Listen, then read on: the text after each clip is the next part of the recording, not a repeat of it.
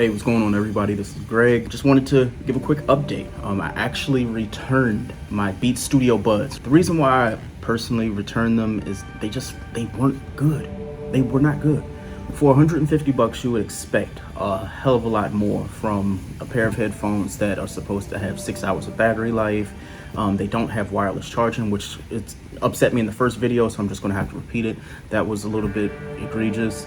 It did have USB-C, which I was very happy and proud to have. But one thing that really bothered me a little bit when it came to the Beats Power Beats is honestly the audio quality. For 150 bucks, I knew what I was getting into. You know, comparing them to, you know, my favorite buds, which I'm currently using, which are the other Beats that I use for activities such as running, biking, hiking. Even when I'm doing videos like this, I just prefer to have a solid earbud that can go, you know, in my left ear or my right ear interchangeably. It works directly with my phone. I don't mind that these personally do not have wireless charging because the case is so huge, so I'm not expecting that. But with the Studio Buds by Beats, I figured that they would be a little bit better. Unfortunately, they were not. I don't know exactly why they didn't do this, but Apple, they have to figure this out. For 150 bucks, I would definitely tell someone to just get the Airpods.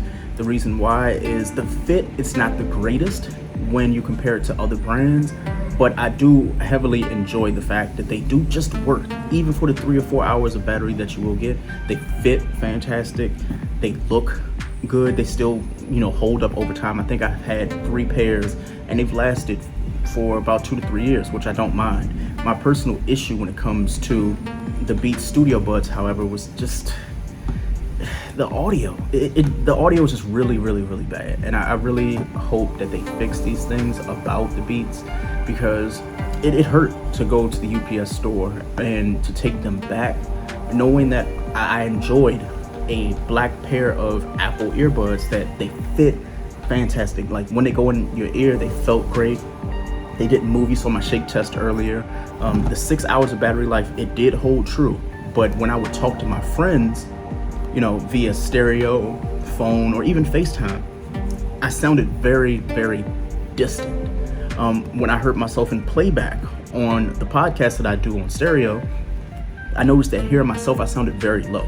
Almost as if I was standing in the next room attempting to have a conversation with someone through a wall.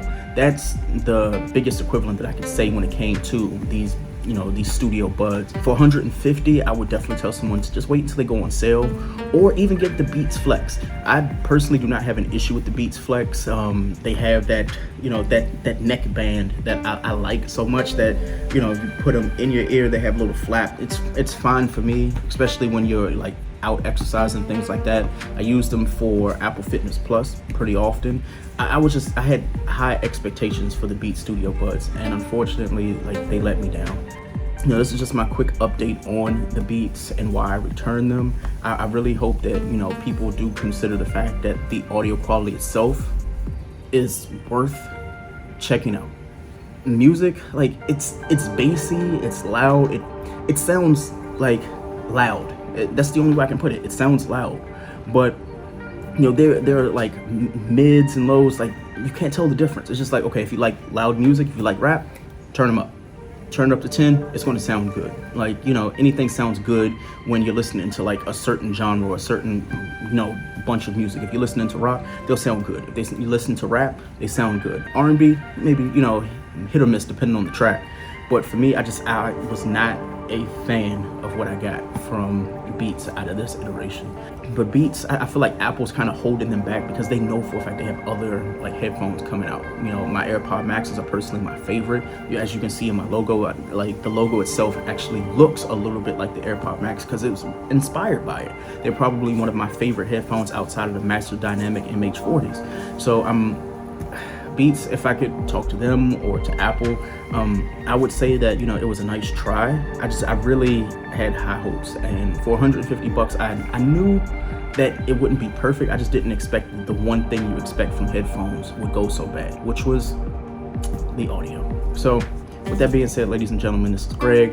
I just wanted to do a quick update on those Beats, but I hope you guys have a really nice day.